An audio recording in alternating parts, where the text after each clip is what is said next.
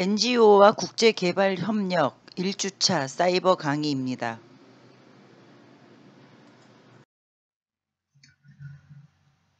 비영리조직, 즉 NPO지요. 비영리조직은 왜 탄생을 했을까요? 비영리조직이 탄생을 한 어떤 그 시대적인, 역사적인, 사회적인 배경이 있습니다.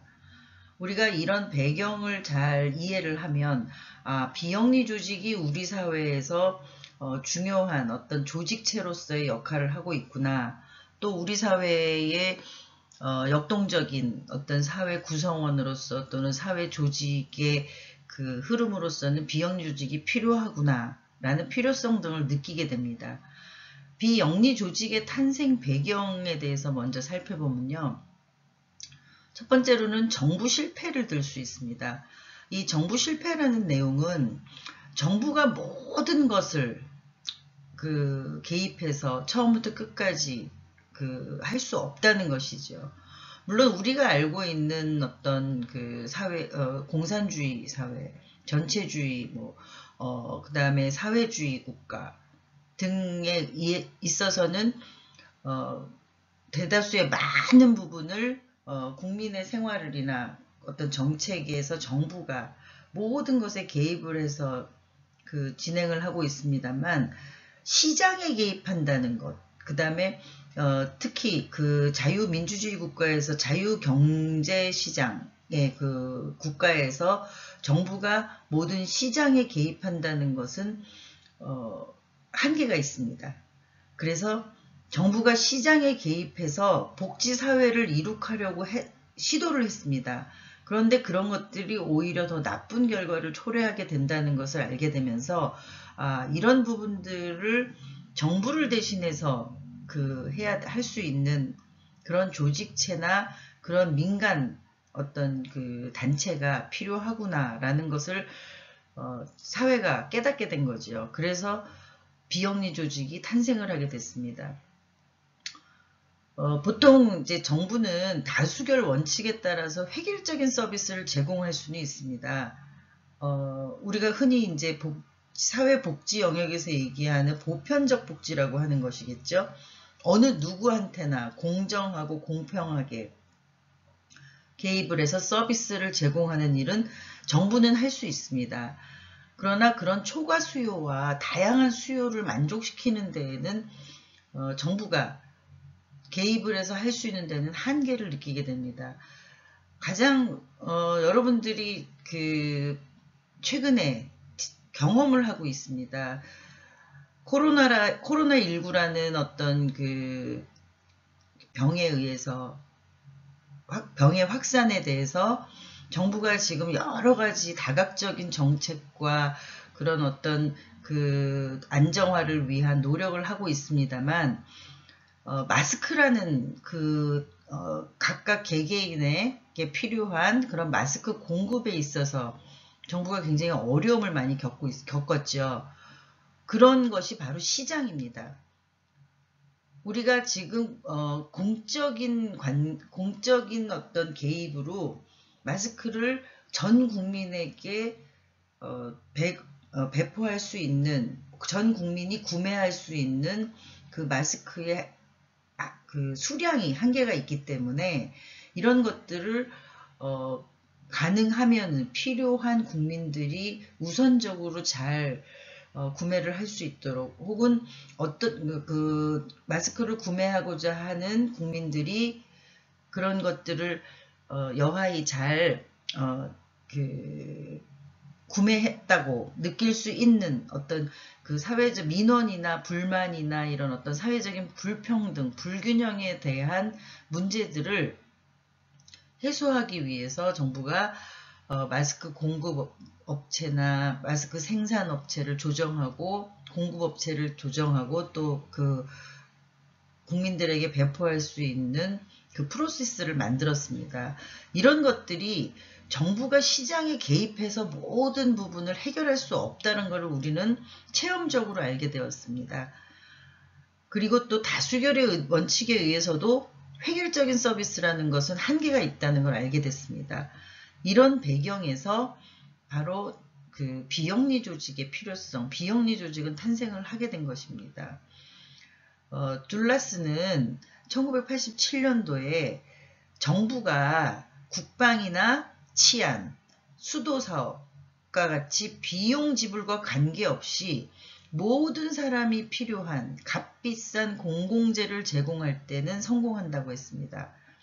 여기서 값비싼 공공재라고 표현을 했지만 사실은 값비싼 공공재보다는 실제적으로 모든 사람한테 필요한 기본적인 공공재라고 말할 수가 있겠죠. 우리도 알다시피 국방이나 치안은 국가가 지금 정부가 책임을 지고 있습니다. 여기에 민간이 개입할 수 있는 어떤 기회나 그런 것은 제한적으로 되어 있습니다. 그러나 정부는 다양하고 실험적이며 비관료적인 서비스를 제공하는 데는 한계가 있습니다.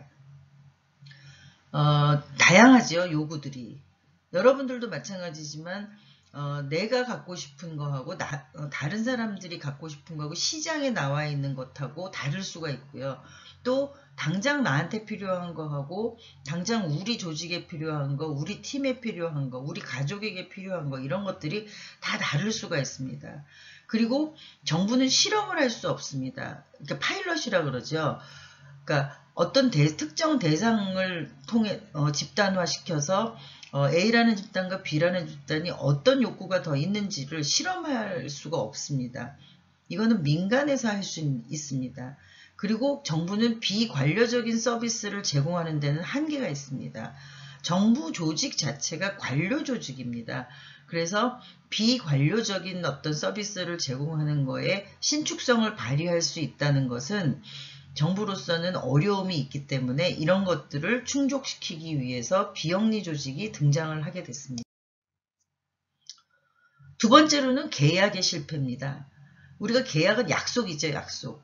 서로 내가 재화를 지불하고 내가 원하는 어떤 그 물품을 얻고자 하는 것에 대해서 기본적으로 우리가 계약이 성립이 됩니다. 그러나 의료, 복지, 교육 등은 생산자가 소비자보다 상품의 질에 대해서 더 많은 정보를 갖고 있습니다.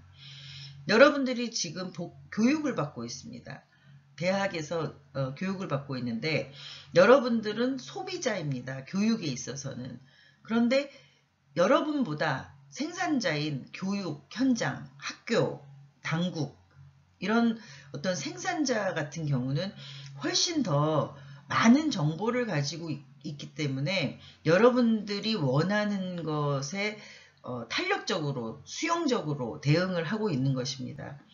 그러나 만약에 생산자가 소비자보다 상품의 질에 대한 정보를 덜 갖고 있다 그러면 여러분들은 끊임없이 그 생산자에게 요구를 하게 되어 있고요. 불만과 민원이 생기게 되어 있습니다.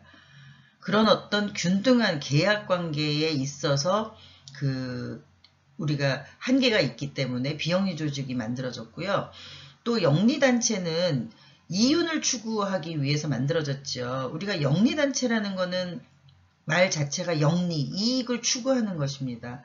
그리고 이익을 추구하기 위해서는 기회주의적인 행동을 할 개연성이 높습니다. 기업의 영리단체의 아주 대표적인 게 기업이잖아요. 그런데 기업의 경우는 이윤을 극대화하는 것이 기업의 가장 기본적인 목표입니다. 그러기 위해서는 기회주의적인 행동을 한다는 것이죠. 이런 것들을 우리가 제어할 수 있는 기업이 그 기회주의적인 행동을 할 때 우리가 공평하다던가 공정하다던가 어떤 이런 상황에 대해서 이의를 제기할 수 있습니다. 불만을 가질 수 있습니다. 그리고 경제적으로 유익한 사람과 경제적으로 빈약한 사람들 간에 간극이 생기게 됩니다. 이런 부분들을 해소하기 위해서 비영리 조직이 필요하게 된 것입니다. 한스만은 이러한 특징을 가진 상품은 계약이 잘 이루어지지 않아 이윤 극대화 시장에서는 덜 생산되고 덜 소비된다고 주장을 했습니다. 기업보다 신뢰할 수 있는 비영리 조직이 정부를 보완해서 서비스를 제공하는 기회가 됐다는 겁니다. 계기가 됐다는 겁니다. 그러니까 기업에 의존을 해서 상품을 생산하고 소비를 주도하는 어떤 생산자 중심의 경제활동에서 소비자 중심의 경제활동으로 이관되는 과정에 우리는 어떤 차별이라든가 차이라든가 이런 것들이 개인에 대한 또 상황에 대한 조직에 대한 이런 차이나 차별들이 생기면서 불만들이 생기죠. 이런 서비스를 보완하기 위해서 비영리 조직이 탄생했다고 볼 수 있습니다. 세 번째로는 시장 실패입니다. 그러니까 시장을 조정하거나 균형 있게 주도하는데 실패했다는 것이죠. 무임승차 문제로 인해서 공공재를 제공하는 데는 한계가 있습니다. 우리가 무상으로 무엇인가를 한다.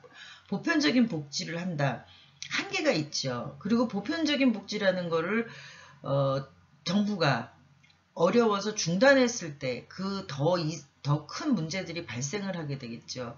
그래서 우리가 보편적인 복지와 선별적인 복지에서의 관점에서 여러 가지 그 각도로 검토를 하게 됩니다. 무엇이든지 무상으로 무임으로 받는다는 공공재는 품질이 어느 정도 담보되지 않을 수도 있고요. 그리고 양적으로 질적으로 우리한테 만족도를 최상화시키는 데는 한계가 있죠. 부정적인 또 외부 효과로 인해서 공해와 같이 사회적 불이익을 초래할 수 있습니다. 또 시장에서 소득 분배의 불균형을 초래했다는 것이죠. 소득을 나눠주는 거에 불균형을 초래하다 보니까 비영리 조직이 탄생을 해서 그런 부분들을 커버할 수 있도록 시작이 됐다는 거고요. 또 이윤이 발생하지 않는 분야에는 투자를 하지 않는다는 한계를 비영리 조직이 대신해서 한계를 해결하는데 그런 역할을 수행했다는 거죠. 결국 비영리 조직은 정부를 대신해서 공공재를 생산하고 경제 권력을 견제하고 사회적 약자를 보호하는 역할을 수행하게 됩니다. 쌀만은 시장 실패에 대해서 정부가 아니라 비영리 조직이 자연 발생적으로 탄생되었다고 합니다. 그러니까 우리가 앞에서도 정부의 실패나 계약 실패 얘기를 했지만 쌀만 같은 경우는 시장 실패가 결국 비영리 조직의 탄생을 부추겼다. 이렇게 설명을 하고 있습니다. 그리고 다음으로는 국가 권력을 견제하기 위해서 필요했다는 것이죠. 시민사회에서 부정부패를 방지하거나 인권을 옹호하거나 경제적인 평등을 하거나 또 환경을 보호하는 등의 목적을 하는 것은 국가가 하고 있지만 국가의 그런 권력을 감시하고 비판하고 제어할 수 있는 그런 조직이 필요하게 됐다는 것입니다. 일방적으로 국가가 하는 정책의 수행을 우리가 100% 받아들이기에는 국민들의 의식이나 사회적인 어떤 변화 이런 것들이 원만하지 않다는 것이죠. 그래서 그런 것들을 견제하고 감시하고 비판하는 조직이 필요하다. 또 시민단체는 내재적으로는 개혁을 지향하고 있습니다. 그리고 가치나 규범을 중요하게 여기고요. 제도 등을 변화시켜서 결국 국가하고 상대로 활동을 하게 되어 있습니다. 우리가 NGO가 비정부기구라고 그랬었죠. 그러니까 정부의 정책, 정부가 하고 있는 일을 견제하거나 또 감시하고 비판하는 어떤 조직이 바로 NGO입니다. 또 비영리 조직이 탄생한 거에는 정부 보조금 지급과도 관계가 있습니다. 특히 이제 사회복지하고 관련된 서비스 제공은 한계가 있습니다. 국가가 모든 거를 서비스를 하고 모든 것을 지원할 수 없습니다. 그래서 민간 조직을 통해서 그런 국가가 할 수 있는 역할을 일부분을 담당할 수 있도록 하는 것이 바로 비영리 조직입니다. 그래서 이런 상황에서 이제 비영리 조직이 탄생을 하게 됐다는 것이죠. 그리고 소비자의 자기통제 능력입니다. 회원의 공동이익을 추구하는 형태의 비영리 조직이 이제 우리가 많이 추구를 하고 있습니다. 알기 쉽게는 이제 동호인 클럽이라든가 사교 클럽이라든가 소비자 협동조합이라든가 이런 부분들이 공동 이익을 추구하는 어떤 조직의 형태로 비영리 조직을 만들어서 소비자들의 자기 통제 역할을 하게 되어 있습니다. 이런 배경에서 비영리 조직은 탄생을 했습니다. 비영리 조직이 이제 발달을 하면서 국가 역할이 커지는 것에 대한 반감을 느끼면서 이제 비영리 조직이 만들어졌죠. 국가의 기능이나 역할이 너무나 커지니까 이제 국민들이나 제도나 정책들이 일방적으로 간다는 그 분위기에서 비영리 조직이 이제 생기게 됐는데요. 미국의 민주주의는 정부의 역할을 제한하고 반면에 정부와 정당 밖의 개인의 자발적인 활동과 다양한 결사체들의 역할을 중시했다고 합니다. 두 번째는 비영리 조직을 위한 제도적 지원 체계를 마련했는데요. 미국에서 제1차 수정헌법이나 교회에 대한 정치적 특권과 경제적인 또 도덕적인 지원을 금지하는 거라든가 19세기에 비영리 조직이 기부금을 받고 세금을 면제받는다던가 또 20세기에는 재정을 지원하고 각종 행정을 지원했다던가 이런 형태로 해서 그 시대의 흐름에 따라서 비영리 조직이 발달을 하게 됐습니다. 세 번째는 비영리 조직은 사회적인 다양성과 민주주의의 발달과 함께 커가기 시작을 했는데요. 종교나 인종, 문화가 다른 공동체들이 자신만의 고유 이데올로기를 전파하고 그들의 가치를 증진시키기 위하여 학교, 병원, 문화단체, 자선단체를 설립해서 다양한 서비스를 제공하게 됐거든요.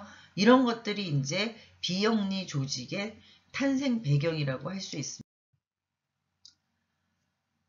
또 마지막으로는 다원적인 복지 정책이 필요했는데요. 2차 세계대전 이후에 미국이 중앙정부가 직접 서비스를 제공하는 것에 탈피해서 지방정부, 시장, 비영리 조직을 이용해서 국가 기능을 이제 확대하지 않고 복지 서비스에 대한 국민의 요구를 해결할 수 있는 간접적인 서비스를 제공했습니다. 그러니까 국가 정부 조직을 키운 게 아니라 비영리 조직이나 시장이나 지방정부의 그런 조직들을 활용해서 서비스를 극대화했다는 것이죠. 1970년대와 1980년대 비영리 조직이 발달하게 된 것은 복지국가가 문제가 됐고요. 경제성장이 둔화로 과중부담을 지게 된 정부가 복지 서비스를 제공하는 데는 한계를 느꼈습니다. 그리고 제3세계 발전 문제로 80년대 불황이 이제 아프리카, 아시아, 라틴 아메리카의 제3세계에는 경제적인 타격으로 다가왔습니다. 세 번째는 환경 문제인데요.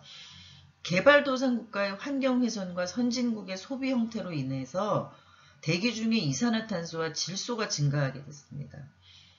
네 번째는 사회주의가 붕괴를 했죠. 국가의 간섭 없이 시민의 요구를 충족시키고 개인 표현을 위한 수단을 제공하게 됐습니다.